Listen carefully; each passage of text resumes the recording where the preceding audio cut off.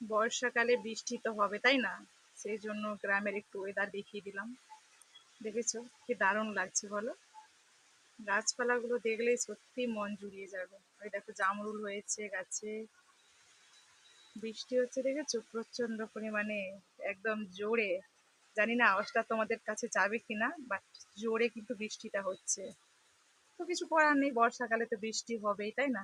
সেই জন্য দেখো তোমরা, আমার তো ভালো লাগছে বসে বসে, আনন্দ ফিল করছি যেহেতু বর্ষাকাল।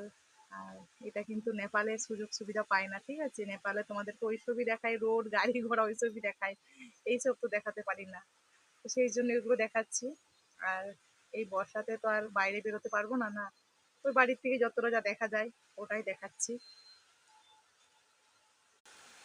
এইরকম সিন কাদের না দেখতে ভাল লাগে বলো? এইভাবে জল বেয়ে যাচ্ছে, সুন্দর লাগছে না? এইগুলো খুব মিস করতাম, খুবই মিস করতাম। তো যাই হোক, চলো, সবাই ভালো থেকো, সবাই সবার পরিবারকে নিয়ে।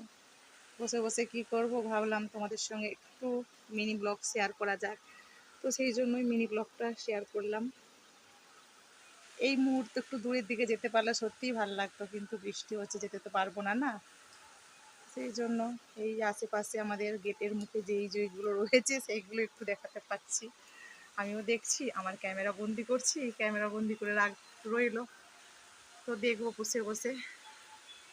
বুঝেছো বৃষ্টির আওয়াজটা তোমরা কি ফিল করতে পারছো?